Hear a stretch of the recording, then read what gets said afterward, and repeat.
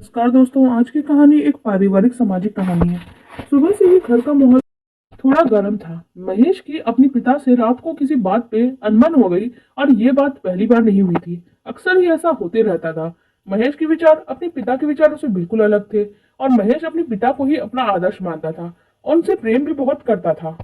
बात यह थी कि महेश बहुत ही साफ दिल इंसान था और किसी भी तरह का दिखावा या बनावटीपन उसकी जिंदगी में कोई जगह नहीं रखते थे। और महेश के पिता मनमोहन राव लखनऊ के प्रतिष्ठित व्यक्ति थे। बड़े बड़े लोगों के साथ उठना बैठना था। उन्होंने अपनी मेहनत से कपड़ों का बहुत बड़ा कारोबार खड़ा किया था और इस बात का उन्हें गुमान भी था। होता भी क्यों नहीं, तिनके से ताज तक का सफर अकेले ही तो उन्होंने तय किया था। महेश को इस बात का बिल्कुल घमंड नहीं था। अपने माता पिता की इकलौती संतान होने का फायदा उसने कभी भी नहीं उठाया। महेश की माँ रमा ने उसकी बहुत ही अच्छी परवरिश की थी और उसके संस्कारों में कोई कमी नहीं छोड़ी। हर तरह का आदर सम्मान करना, जरूरतमंदों के लिए दिल में दया रखना उसके स्वभाव का हिस्सा था। वो घर के नौकरों से भी बहुत तमीज और सलीके से बात करता था। उसके स्वभाव के कारण वो अपने दोस्तों में भी बहुत फेमस था। आधी रात को भी कोई परेशानी में होता तो महेश तुरंत उसकी मदद के लिए पहुंच जाता। किसी के काम पे आकर उसकी सहायता करके महेश को बहुत सुकून मिलता था। हुआ ये कि 11 दिसंबर का दिन था। दोहरी खुशी का अवसर था। महेश के पिता मनमोहन राव का जन्मदिन था और साथ में नई फैक्ट्री का उद्घाटन। इस अवसर पर बहुत ही बड़ी पार्टी का आयोजन किया गया था। महेश की मां ने सुबह से ही उसको चेता दिया था कि शाम को मेहमानों के आने के पहले ही जल्दी घर आ जाना। लेकिन महेश देर से घर नहीं आता था, पर ऑफिस के साथ कभी दोस्तों के साथ इधर उधर चला भी गया तो आने में थोड़ी बहुत देर हो जाती थी। अपने पिता का इतना बड़ा कारोबार होने के बाद भी महेश एक मैगजीन के लिए फोटोग्राफी का काम करता था और उसे इस काम में बहुत दिलचस्पी भी थी। इसलिए उसने तय किया था कि वो इस काम से अपनी खुद की एक पहचान बनाएगा। उसकी सैलरी तो बहुत ज्यादा नहीं थी, पर महेश की ख्वाहिश कभी सैलरी की नहीं थी। वो थोड़े में भी संतुष्ट होने वाला इंसान था। शाम होने को आई थी और मेहमानों का आवागमन शुरू हो गया था। महेश भी ऑफिस से आकर अपने कमरे में तैयार होने चला गया। मनमोहन जी और उनकी पत्नी रमा मेहमानों के स्वागत के लिए मुख्य द्वार पे खड़े थे। महेश भी तैयार होके आ गया। थोड़ी देर में जो बगीचा मेहमानों की उपस्थिति से रौनक हो चुका था और मेहमान महेश की माँ भी जोर देके बोलती है कि अपने दोस्तों को भी पार्टी में बुला लो। लेकिन महेश अपने किसी दोस्त को पार्टी में नहीं बुलाया था। टेबल में भी केक रख दिया गया था और महेश के पिता ने केक काट के पहला टुकड़ा अपनी पत्नी रमा को खिलाया और फिर दूसरा टुकड़ा लेके बेटे को खिलाने लगे। महेश ने उनके हाथ से केक लिया और उन्हें ही खिला दिया। उसके बाद अपने पिता के पैर छूकर बोला, जन्मदिन की बहुत बहुत शुभकामनाएं पिताजी। मनमोहन राव ने बेटे को सीने से लगा लिया। महेश की माँ ये सब देखकर बहुत खुश हो रही थी। ये बहुत कम अवसर होते थे जब बाप बेटे का स्नेह इस प्रकार से देखने उन्हें मिलता था। नहीं तो विचारों के मतभेद के कारण दोनों बात करते करते कब बहस करने लगते ये पता ही नहीं चलता और बातचीत का सिलसिला भी कई कई दिनों तक बंद हो जाता था। बेटे स्नैक्स और ड्रिंक लेकर घूम रहे थे। अक्सर बड़ी बड़ी पार्टियों और समारोहों में ऐसा ही होता है और इस तरह की पार्टियों को आधुनिकता का प्रतीक माना जाता है। इस तरह की पार्टियां बचपन से ही महेश ने अपने घरों में देखी थी। इसके बावजूद वो कभी भी इस तरह की पार्टियों का आदी नहीं रहा और ऐसे माहौल में उसे जल्दी ही घुटन होने लगती थी। महेश के पिता ने उसे आवाज देके बुलाया, महेश इधर आओ, विजय अंकल से मिलो। कब से तुम्हें बुला रहे हैं। विजय अंकल मनमोहन राव के बहुत करीबी मित्रों में से एक थे। उनका भी लखनऊ में अच्छा खासा कारोबार फैला हुआ था। महेश ने हेलो अंकल बोलकर उनके पैर छुए तो वो बोलने लगा, यार मनोहन, तुम्हारा बेटा तो हाई फाई के जमाने में भी पैर छूता है। आधुनिकता से कितना दूर है। तुम्हें कितनी बार समझाया था कि एक लौता बेटा है तुम्हें, इसे अमेरिका भेजो पढ़ाई के लिए, थोड़ा तो आधुनिक होकर आता। महेश बिना किसी जवाब के चुपचाप मुस्कुराता हुआ खड़ा था। विजय अंकल फिर बोलने लगे, और बताओ कैसी चल रही है तुम्हारी फोटोग्राफी की नौकरी। अब छोड़ो भी ये सब, क्या मिलता है ये सब करके। अपने पिता के कारोबार की डोर अब तुम्हें संभालनी है। अब जितनी सैलरी तुम्हें मिलती है उतना तो तुम्हारे पिता घर के नौकरों में भी बांट देते हैं। और अपनी पिता की शख्सियत का ख्याल रखा करो। पिता की शख्सियत वाली बात सुनकर महेश ने अपनी चुप्पी तोड़ने का निर्णय ले लिया। महेश ने बोला, अंकल, काम को लेकर मेरा नजरिया थोड़ा अलग है। काम कोई भी छोटा या बड़ा नहीं होता और मुझे नहीं लगता मैंने ऐसा कोई भी काम किया है जिससे मेरे पिताजी की छवि या उनकी शख्सियत को कोई हानि पहुंची हो।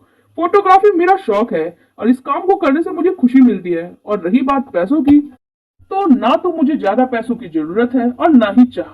बोलते बोलते महेश की आवाज ने जोर पकड़ लिया था। मनमोहन राव को महेश का इतने खुले शब्दों में बात करना पसंद नहीं आया। उन्होंने लगभग चिल्लाने के लहजे में बोला, चुप हो जाओ महेश, यह कोई तरीका है बात करने का। अपनी बदतमीजी के लिए तुम्हें अभी माफी मांगनी चाहिए।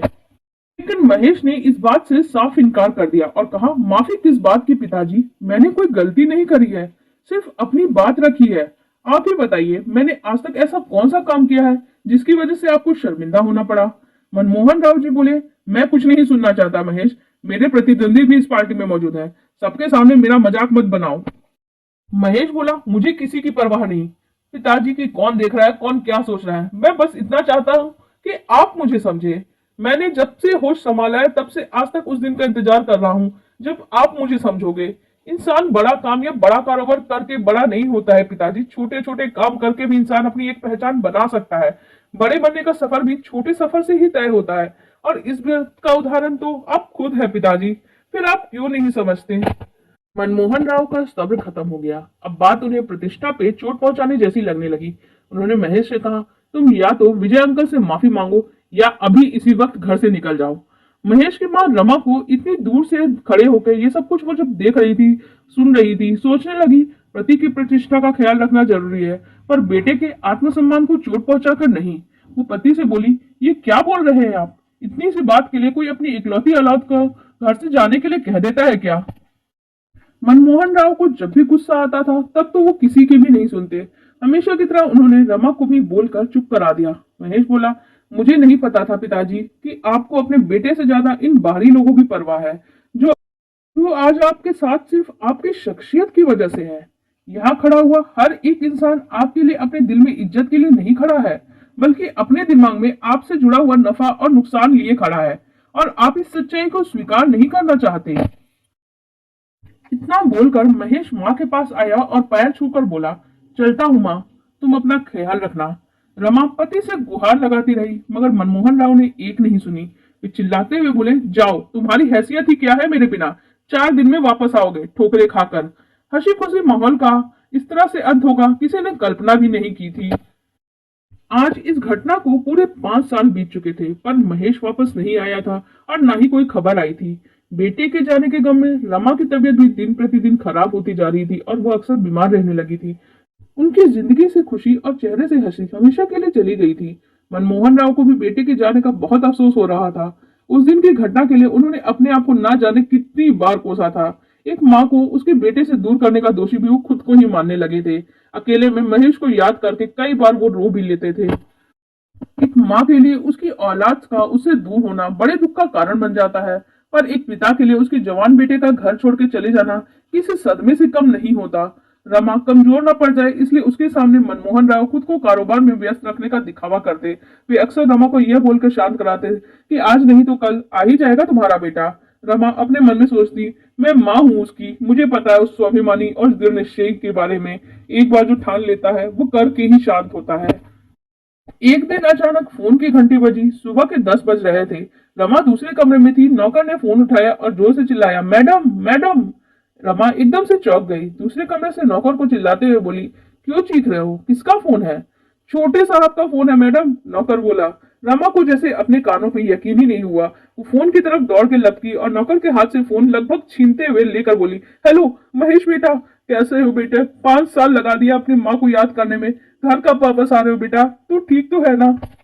महेश बोला, बस बस माँ, तुम रुकोगी तब तो मैं कुछ बोल पाऊंगा।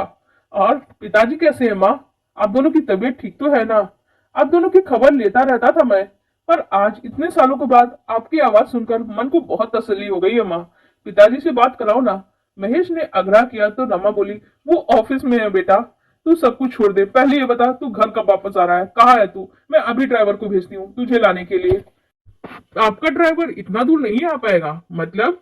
महेश हंसते हुए बोला, अरे माँ मैं लंदन में हूँ। लंदन में, आश्चर्य से रमा बोली, बेटा वहां क्यों चला गया, तू ठीक तो है ना, कोई तकलीफ तो नहीं।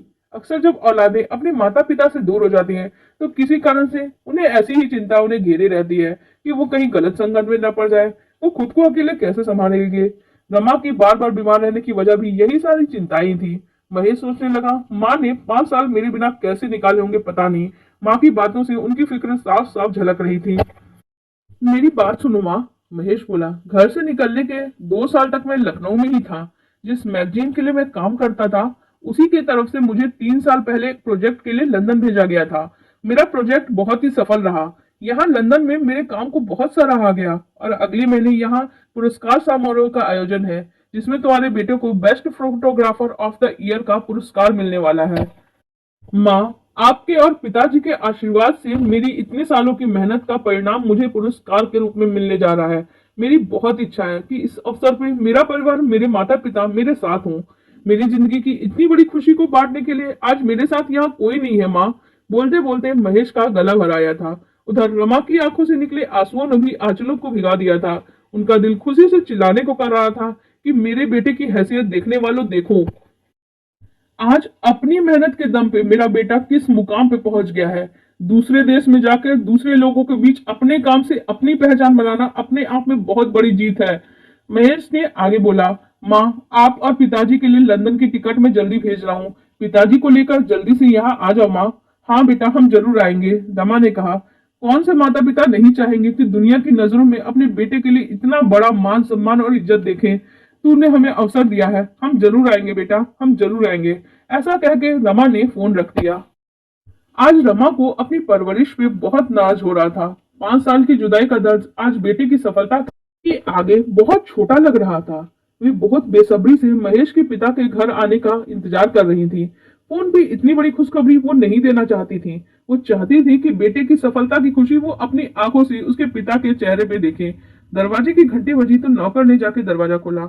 महेश के पिता जैसे ही घर के अंदर दाखिल हुए तो उन्होंने देखा, वो उसने कल्पना भी नहीं की थी। रमा के चेहरे की खोई मुस्कान उनके चेहरे पे ही थी।